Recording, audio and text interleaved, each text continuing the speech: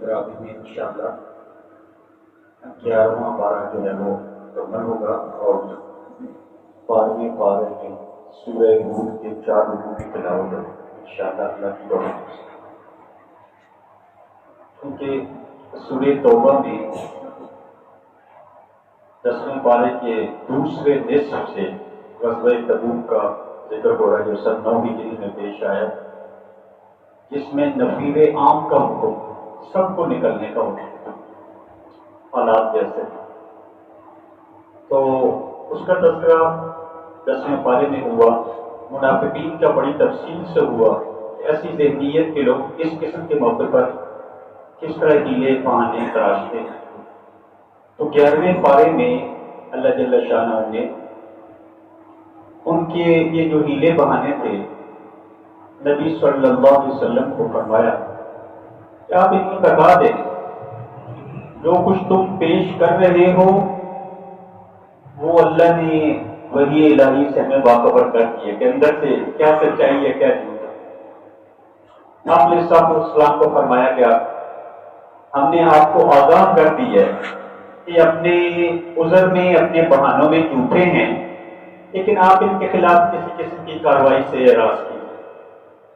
ایسے موقع پہ ایک نیا محاذ کھل جاتا ہے، اس کی ضرورت نہیں، جو ٹارگٹ ہے اس کی طرف آپ کی توجہ رہنی چاہیے۔ پھر آگے بڑھیں تو غزوہ تبوک میں جو 30,000 افراد پر مجاہدین پر مشتمل یہ بڑا لشکر تیار ہوا تھا، جس کو جیش العسرہ بھی کہا جاتا ہے، تنگی والا وہ لشکر جس نے بڑی قسمہ پرسی کے ساتھ یہ سفر طے کیا، لیکن ایمانی جذبات جو وہ زندہ تھا۔ ایسے اس میں 10 کے قریب مخلص صحابہ اس غزوے میں شرکت کرنے سے رہ گئے تھے۔ جب یہ لشکر واپس آیا کامیاب ہو کر، اور دشمن کو مسلمانوں کے مقابلے پر سامنے آ کر لڑنے کی ہمت نہ ہو سکی، اتنا روب ان کے دلوں کے درکار، حالانکہ اس وقت کی ایک لحاظ سے آپ کہہ لیں کہ سپر پاور کہی جاتی تھی لوگوں کی نظر، رومی امپائر میں۔ تو ایسے اس میں جب یہ لشکر مدینہ کے قریب واپس آ رہا تھا، لوگوں کو پتہ چلا، تو یہ جو مخلص صحابہ تھے ان کو بھی اپنی اس غلطی کا احساس ہوا کہ نہیں، ہم سے غلطی ہو گئی، تھوڑی سی غفلت ہو گئی، کچھ کوتاہی ہو گئی۔ اور سچے مومن کی نشانی ہوا کرتی ہے، اس کو جب اپنی غلطی کا احساس ہوتا ہے تو وہ اعتراف کرتا ہے، وہ توبہ کرتا ہے، وہ استغفار کرتا ہے، وہ اللہ کی طرف رجوع کرتا ہے۔ یہی حال ان حضرات کا ہوا۔ ان 10 میں سے 7 نے جو ہے وہ اپنے آپ کو مسجد نبوی کے مختلف ستونوں کے ساتھ بنوا دیا۔ اللہ کے نبی آئیں گے، وہ ہمیں کھولیں گے، ہماری توبہ قبول ہوگی تو پھر ہم اگلا مطلب نہ تو اس کی تفصیل ہے، یہاں اس کے عرض کرنے کا اتنا موقع نہیں ہے۔ تو بہرحال وآخرون اعترفوا بذنوبہم خلقوا عملا صالحا وآخر سیئا عسى اللہ ان یتوب علیہم، ان لوگوں کی توبہ قبول ہوئی۔ 10 میں سے 7 کی توبہ قبول ہوئی، 3 رہ گئے۔ 3 نے جو ہے وہ کہا کہ بھئی ہم اللہ کے نبی کے سامنے جائیں گے، اور حالات کتنے مشکل نہ ہو، کیوں نہ ہو جائیں۔ دیکھو مومن جھوٹ کی طرف آمادہ نہیں ہوتا، مومن سب کچھ ہو سکتا ہے پر جھوٹا نہیں ہو سکتا، غلط بیانی نہیں کرتا۔ چنانچہ یہ جو 3 احباب تھے یہ مختلف نبی صلی اللہ علیہ وسلم کی مجلس میں حاضر ہوئے تھوڑے وقفے کے بعد، اور حضرت کعب بن مالک رضی اللہ تعالیٰ عنہ، حضرت ہلال بن امیہ، مرارہ بن ربیع رضی اللہ تعالیٰ عنہ، یہ 3 صحابہ تھے۔ ان کو یاد رکھنا ہو تو مکہ کا جو لفظ ہے اس کے اندر تینوں کے ناموں کی ابتدا آ رہی ہے۔ تو یہ تینوں صحابی رسول اللہ صلی اللہ علیہ وسلم کے سامنے آ کر رسول اللہ صلی اللہ علیہ وسلم کوئی بہانہ نہیں، کوئی عذر نہیں، کوئی جھوٹا عذر نہیں ہے، غفلت ہو گئی، کمزوری چھا گئی، اوپر غالب آ گئی، جو آپ حکم فرمائیں گے ہم اپنی غلطی کا اعتراف کرتے، کوئی عذر نہیں۔ اور جتنا ہمارے پاس اللہ کے راستے میں جانے کے لیے جتنے اسباب و وسائل تھے الحمدللہ وہ اس سے پہلے بھی نہیں تھے، لیکن اب تھے موجود، لیکن غفلت چھا گئی۔ تو اللہ کے نبی صلی اللہ علیہ وسلم نے مسلمانوں کو معاشرتی بائیکاٹ کا حکم دے دیا ناظرات سے۔ معاشرتی بائیکاٹ، لین دین وغیرہ بالکل جائے۔ اچھا، ان حالات کے باوجود، اور یہ یاد رکھیے گا، یہ معاشرتی بائیکاٹ 50 دن تک رہا، لگ بھگ 50 دن، یعنی 1.5 مہینے سے بھی زیادہ کا، اور عجیب، لیکن یعنی ایک نقطے پر نقطہ ہے، معرفت کی باتیں ہیں، ایمان افروز ہیں، کہ غلطیوں سے بھی وہاں پر بھی ایمان کے آپ کو چشمے پھوٹتے نظر آتے ہیں یعنی ان حالات کے باوجود کہ کوئی ان سے بولنے کے لیے تیار نہیں، ایون کہ اپنے بھی، اور کچھ دنوں کے بعد تو بیویوں کو بھی علیحدہ ہونے کا حکم دے دیا کہ بیویاں بھی ساتھ نہ رہیں۔ یعنی ان حالات میں بھی یہ حضرات مسجد نبوی میں حاضر ہو کر اللہ کے نبی کے پیچھے نمازیں پڑھتے رہے، سب اعمال کی پابندی، یہ نہیں کہ اچھا جی انہوں نے ہمارا اور ان کو آفر ہوئی تھی مختلف دشمن قوم کے افراد سے، اچھا دیکھو تمہارے ساتھ مسلمانوں نے کیا سلوک، آؤ ہمارے پاس آ جاؤ۔ ایسے موقع پہ بہت زور کے حملے ہوئے مختلف بادشاہوں کی طرف سے، جب لیکن ایمان تھا تو ویسے رچا بسا ہوا تھا کہ انہوں نے انکار کیا۔ 50 دن کے بعد قَالَ الثَّلَاثَةُ الَّذِينَ خُلِّفُوا حَتَّىٰ إِذَا ضَاقَتْ عَلَيْهِمُ الْأَرْضُ بِمَا رَحُبَتْ وَضَاقَتْ عَلَيْهِمْ أَنفُسُهُمْ وَظَنُّوا أَن لَّا مَلْجَأَ مِنَ اللَّهِ إِلَّا إِلَيْهِ ثُمَّ تَابَ عَلَيْهِمْ۔ اللہ نے 50 دن کے بعد ان حضرات کی توبہ کو قبول فرمایا اور ان سے مسلمانوں کو پوری طرح وہی سلوک پر قائم کرنے کا حکم دے دی۔ اس کا مطلب ہے کہ کوئی اتنی بڑی جب کوئی معاملہ ہو جائے تو یہ بھی شریعت میں اس کا وجود ملتا ہے کہ ایسے لوگوں سے وقتی طور پر جاؤ، اپنی ایمانی غیرت کا اظہار کرتے ہوئے اگر بائیکاٹ کی کچھ عرصے کے لیے ضرورت پڑے تو اس کی گنجائش جو ہے وہ نکلتی۔ میں آگے تفصیل میں تو نہیں جاؤں گا، لیکن اب آخری بات کہہ کے ہم اپنی تراویح کا آغاز کرتے ہیں، باقی تو انشاءاللہ 12 رکعات کے بعد کریں گے۔ تو جو ایک اور اہم بات اس سورت کے آخر میں فرمائی گئی کہ دیکھو اگر تم متقی بننا چاہتے ہو، پرہیزگار بننا چاہتے ہو، تقوی والی صفات کو اپنے اندر پیدا کرنا چاہتے ہو، تو اس کا طریقہ بھی قرآن مجید نے ایک لائن کے اندر بیان کر دیا، یا ایھا الذین آمنوا اتقوا اللہ وکونوا مع الصادقین۔ جواب میں اے اہل ایمان، اللہ سے ڈرو، تقوی اختیار کرو، اس کی نافرمانی سے اپنے آپ کو بچاؤ، حرام میں پڑنے سے اپنے آپ کو بچاؤ، اس کے حقوق پر چلنے والا اپنے آپ کو بناؤ۔ یہ کب ہوگا؟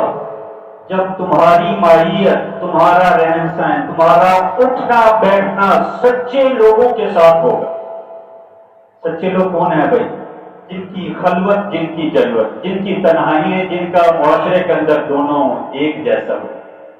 تنہائیوں میں کتنے لوگ حرام کاریوں میں مبتلا ہو جاتے ہیں، گناہوں میں مبتلا ہو جاتے ہیں، اللہ کی نافرمانی میں مبتلا ہو جاتے ہیں۔ تو مجھے کون دیکھ رہا ہے، میں بڑا نیک ہوں، لیکن ابھی میری اس معاملے کا کسی کو کیا خبر ہے؟ تو جس کے معاملات صاف ستھرے ہوں، ایسے انسان کے پاس بیٹھنے سے، کچھ وقت گزارنے سے آپ کی اپنی لائف میں تبدیلی آئے۔ اب قرآن نے دیکھو یہاں سیدھا سے رکھا، وَكُونُوا مَعَ الصَّادِقِينَ، سچے لوگوں کے ساتھ، پاکیزہ کردار والے لوگوں کے ساتھ، اخلاق والے لوگوں کے ساتھ، معاملات کی صفائی والے لوگوں کے ساتھ، اللہ سے ڈرنے والے لوگوں کے ساتھ اپنے آپ کو اٹیچ کریں، جوڑ لو۔ اس سے تمہاری زندگیوں میں، تمہارے اپنے کردار میں ایک نکھار آئے گا، تمہارے دل میں ایک احساس پیدا ہوگا کہ یار مجھے بھی ایسا بننا ہے، مجھے بھی ان اخلاق کو اپنے اندر پیدا کرنا ہے۔ اللہ جل شانہ ہمیں تقوی والی صفات کو اپنے اندر پیدا کرنے کا جذبہ نصیب کرے۔ بارہ باتیں مکمل۔ سورہ یونس کا آغاز ہوا تھا درمیان میں۔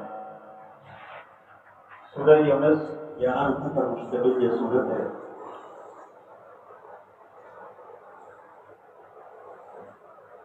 اس میں حضرت یونس علیہ السلام اور ان کی قوم کا تذکرہ ہے 10ویں رکوع میں جا کر۔ اسی مناسبت سے سورت کا نام سورہ یونس۔ اس سورت کے آغاز میں ان لوگوں کے اعتراض کو رد کیا گیا ہے اور ان کے اس مطالبے کو ذکر کیا گیا مشرکین کے کہ ہمارے اندر ہم جیسا انسان کیسے نبی ہو سکے. اکان للناس عجبا ان اوحینا الی رجل منهم ان انذر الناس. جب قرآن مجید نے ان کا جواب اس بات کا دیا ہے تو دیکھو زمین پر انسان بستے ہیں تو انسانوں کے لیے انسان نبی ہی ہوں گے. فرشتوں کو بھیج دیتے تو تم کہتے ہمیں تو ان کی سمجھ ہی نہیں آتی, ان کے ساتھ تو خواہشات ہی نہیں ہیں, ان کے ساتھ ضروریات ہی نہیں ہیں, تو کیسے ہم ان کو نبی مانیں. پھر قرآن مجید نے آگے بڑھے تو سورہ یونس کے پہلے رکوع ہی میں اللہ جل شانہ کی قدرت کی نشانیوں کی طرف انسانوں کو متوجہ کیا, آسمان و زمین کی طرف متوجہ کیا ہے, ان کی تخلیق کی طرف متوجہ کیا ہے, سورج اور چاند کی روشنیوں کی طرف متوجہ کیا ہے, دن اور رات کے گھٹنے بڑھنے, ان اختلاف اللیل والنہار. فرمایا بندو ان چیزوں کو سوچا تو کرو, یہ کیسے یہ سارا کا سارا نظام اتنے منظم طریقے سے ہو رہا ہے. تو کوئی ذات ہے نا جو اس کو چلا دے.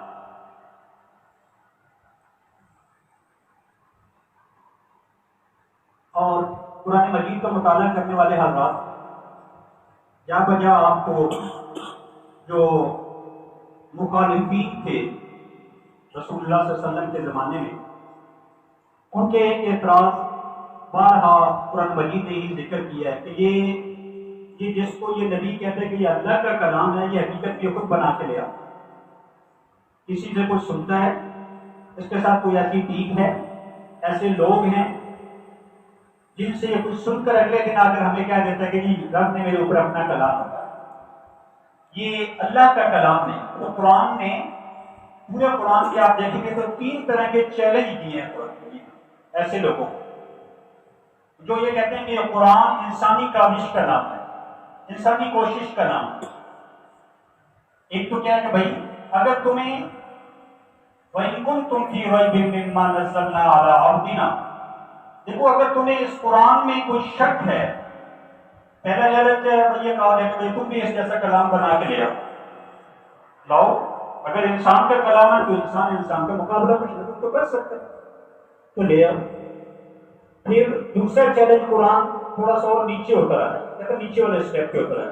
اچھا پورا اس جیسا کلام نہ بنا سکو تو اس جیسی 10 صورتیں بنا کے لے آؤ. کوئی سی 10 صورتیں اٹھا لو قرآن جیسا, سورہ کوثر دیکھ لو, سورہ اخلاص دیکھ لو, سورہ اثر دیکھ لو, چھوٹی چھوٹی صورتیں نا, تم بھی اس جیسے کوئی 10 بنا لو. پھر کہا اچھا اتنا بڑا تم پر بوجھ نہیں لاؤ گے.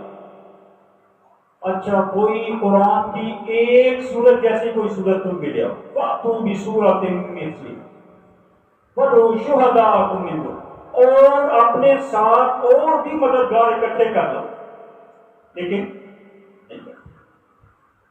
پھر ایک ان لوگوں کا کہنا یہ تھا کہ یہ جو کلام آپ کہتے ہیں کہ اللہ کی طرف سے اترا ہوا ہے, آپ اس کو تبدیل کر دیں, اس کی جگہ پہ کوئی اور کلام لے کر آئیں.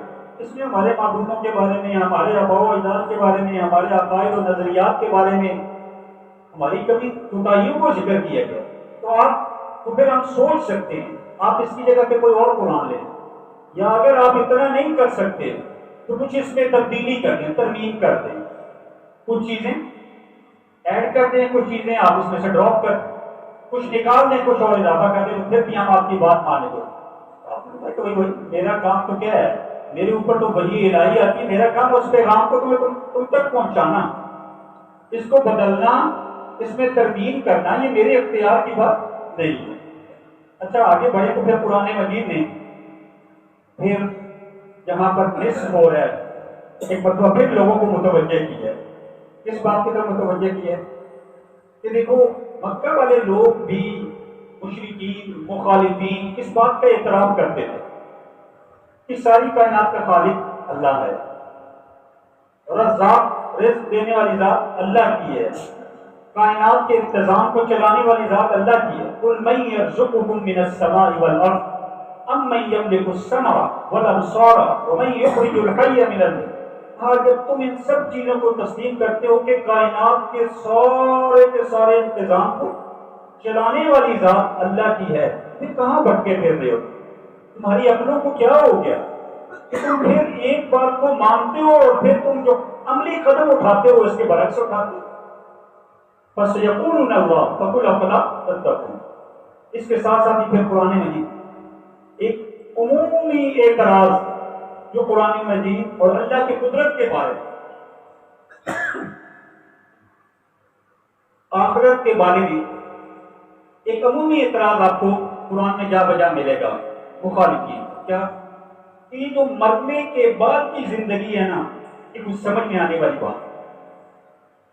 مرنے کے بعد دوبارہ زندہ ہونا، قیامت کا قائم ہونا، حساب و کتاب کا ہونا، پھر جنت کے دوزخ کا ملنا، اللہ کی رضا یا اللہ کی ناراضگی کا سامنا کرنا، یہ کچھ سمجھ میں آنے والا۔ دیکھو ہزاروں لاکھوں کروڑوں ارب انسان دنیا میں آئے چلے گئے ہیں اور یہ بھی ختم ہو جائیں گے۔ مر گیا انسان، مر کھپ گیا، مٹی میں مل کر مٹی ہو گیا اس کے ذرات۔ جب اگر تم کہتے ہو کہ رب اٹھائے گا تو کیسے اٹھائے گا؟ مٹی میں انسانوں کے جسم کے ذرات مکس ہو گئے ذرات۔ اب کس کے جسم کا حصہ مٹی کے کس حصے میں ہے، یہ کیسے ممکن ہے؟ تو قرآن مجید نے فرمایا وَمَا تَكُونُ فِي شَأْنٍ وَمَا تَتْلُو مِنْهُ مِنْ قُرْآنٍ وَلَا تَعْمَلُونَ مِنْ عَمَلٍ إِلَّا كُنَّا عَلَيْكُمْ شُهُودًا۔ پہلے تو آپ کو سلام کو آپ جس حال میں بھی ہوتے ہیں، اے ایمان والوں کی پہلے تربیت ہو رہی ہے، تم جو تلاوت کرتے ہو، جو عمل کرتے ہو، وَلَا تَعْمَلُونَ مِنْ عَمَلٍ، ہمارے علم میں۔ پھر فرمایا وَمَا يَعْزُبُ عَنْ رَبِّكَ مِنْ مِثْقَالِ ذَرَّةٍ، کہا کائنات کا ذرہ آسمانوں میں ہو یا زمین میں یا ان کے درمیان میں، سب ہمارے علم میں۔ انہوں نے کہا کہ بھائی ذرات سے انسانی جسم کو کیسے نکالا جا سکتا، کیسے الگ الگ کیا جا سکے؟ یعنی ایک مٹی کے آپ مٹھی لے لو، اس میں مختلف لوگوں کے جسم کے ذرات ہیں، چھوٹے چھوٹے ذرات ہیں، ختم ہو گئے نا انسان۔ وہ کہتے تھے یہ کیسے ممکن ہے کہ ہر ایک کے جسم کا ذرہ الگ الگ ہو جائے؟ اللہ کیا کہتے ہیں؟ مجھے ذرے کا علم ہے، اور ربک من مثقال ذرۃ فی الارض ولا فی السماء۔ اور پھر آگے بڑھے تو قرآن مجید نے حضرت نوح علیہ السلام کا تذکرہ کیا۔ اب انہی پہلے یہ چیزیں بیان کرنے کے بعد اب امم سابقہ ان کے حالات سے جو ہے وہ نصیحت حاصل کرنے کے لیے جو ہے وہ کچھ واقعات کو پیش کیا۔ حضرت نوح علیہ السلام کے واقعے کو بیان کیا قرآن مجید میں، تو اس کو میں یہاں پر ابھی ذکر نہیں کروں گا، وہ انشاءاللہ کل کی حاضری میں جب میں سورہ ہود، آج اگرچہ ہم نے 4 رکوع اس کے پڑھنے، لیکن اس کی جو کچھ مختصر تفصیل ہے انشاءاللہ ہم کل کی حاضری میں رکھیں گے۔ تو حضرت نوح علیہ السلام کے بعد قرآن مجید میں حضرت موسیٰ اور ہارون علیہ السلام کا تذکرہ، ثم بعثنا من بعدهم موسیٰ وہارون الی فرعون وملئہ بآیاتنا فاستکبروا وکانوا قوما مجرمین۔ حق لے کر فرعون کے پاس جب تشریف لائے، ہم نے پیچھے بھی نام پارے میں بھی ان کا تذکرہ ہوا، تو حق کو جب پیش کیا تو قالوا ان ھذا لسحر مبین، کیا کہنے لگے؟ یہ کہ جادو ہے۔ حضرت نے فرمایا قال موسیٰ اتقولون للحق لما جاءکم اسحر ھذا، جو حق تمہارے پاس آیا ہے اس کو تم کہہ رہے کہ یہ جادو ہے، اور جو کچھ خود پیش کرے وہ کیا ہے؟ ولا یفلح الساحرون، جادوگر کو کیسے کامیابی مل سکتی؟ شروع میں حضرت موسیٰ علیہ السلام پر کچھ نوجوان ایمان لائے تھے، لیکن وہ بھی ڈرتے خوف کھاتے جلا۔ فما آمن لموسیٰ الا ذریۃ من قومہ علی خوف من فرعون وملئہ ان یفتنہم، کہ کہیں فرعون کو یا سرداروں کو پتہ چل گیا نا کہ یہ مسلمان ہو گئے ہیں تو پھر ہماری خیر لائے تھے۔ لیکن قرآن نے اندر کی ترجمانی بھی بتا دی بھائی اچھا ابتدا کے اندر تو یہ صورتحال تھی، آزمائشیں آئیں، بڑھتا رہا وقت، اور پھر حضرت موسیٰ علیہ السلام جب تبلیغ کرتے یوں سمجھیے کہ وہ وقت آ گیا، معجزات دکھا لیے، سب کچھ ہو گیا، 9 معجزات، اور پھر جب امید کی کرن ختم ہو گئی پھر کیا کہا ربنا اطمس علی اموالہم واشدد علی قلوبہم. جب کسی کی ظلم کی انتہا ہو جاتی ہے نا اور اتنا ناروا سلوک کہ انسان اس کے تصور سے بھی کہ کام اٹھے, پھر انسان کہتا اللہ یہ چاہتا ہے کہ دنیا میں اس کو سزا ملے آنکھوں کے سامنے, یہ دوسروں کے لیے نشان عبرت بنے.